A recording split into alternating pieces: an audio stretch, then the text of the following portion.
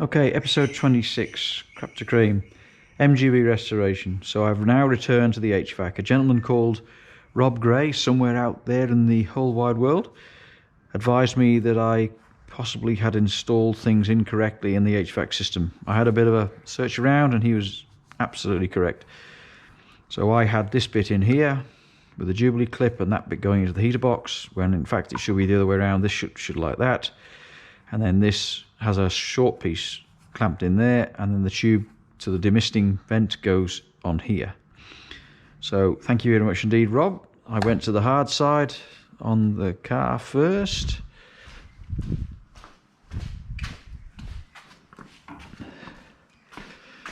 And I install it, as you can see. All done, all neat, nice and neat and tidy. Everything works as it should do.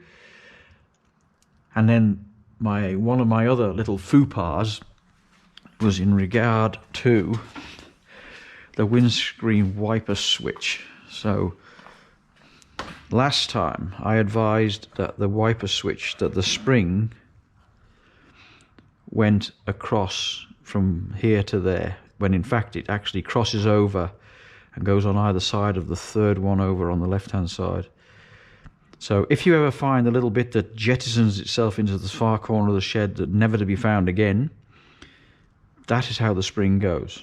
I tried to find out. When I broke it the first time, I managed to retain the little brass bit that goes in the end of the switch, in the end of here.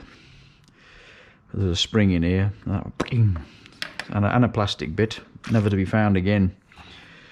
So after I'd done that, and I've done that, I then wanted to set myself a target of actually completing something today. So the washer jets for the windscreen, which isn't fitted yet, arrived. So I've fitted all that system now. So the two new washer jets are in. The tubing goes across over to the other side, obviously, and I've used a couple of cable ties to hold it to the wiper rail so that it doesn't get in the way of the fascia vents. I bought a little brass T-piece to do away with the plastic one, which was broken, and this goes through here and it goes into the engine bay. So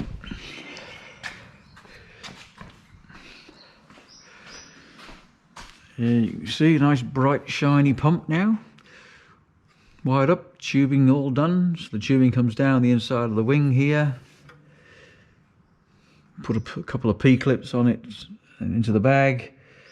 The nice neat clamp, no water in it yet obviously, and then the little filter thing and the non-return valve on the bottom in there. And then I set myself a bit of a target here with this fuel line, because the fuel line looked like crap and I wanted to turn it to cream. So I cut it over there and I've put a new piece in now, and that's ready. It's been terminated there for now, but that's where the DCOE carburetor inlet is, around that over there. So that's now ready for that. Well, that's done, completed. Another little fuel line complete, tick. My little vent arrived with the mesh on it, so that's been fitted now. Wash jet, all good to go. Very nice little vent, that. Very happy with that. And I think that's about it. Oh, the good news for me for this week is that the rubber bumper to chrome bumper conversion kit has now finally left the UK after I've been waiting for it now for about 3 years. So due to COVID and all those other wonderful things. And yes, Rimmer Brothers have done me proud, and they've got all the kit together. I'm getting stainless steel bumpers. And there's an awful lot of bits and pieces to it actually. So these are chrome bumper wings. I had them replaced because they had quite a bit of bad rust in them, and at the bottom where they usually go around here, so that the wings got replaced, and these are now chrome bumper, so I don't have to do any modifications with the indicators, which are typical. These bumper brackets used to come out up to here. They've been cut back and been finished off here. This is a bit ugly.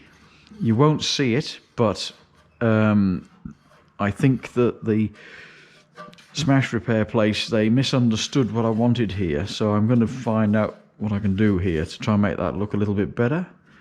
But they had to be cut back because originally, right, they were still here, and if they're still here, you can't get the grill in. So the grill fits now and it's fine, but yeah, that's what you have to do to make it all work. All right. Is there anything else? Oh, at the back here, these bits had to be welded on because the rubber bumper model doesn't have these.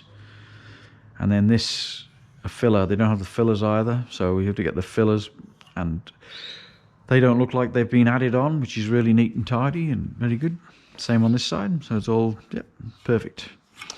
There's some fancy brackets that come out of here that hold the chrome bumper on, and there's some new gizmo that holds the registration plate on. So there's a whole, yeah, lots and lots of little pieces apparently. I'll have to wait now and see what that looks like.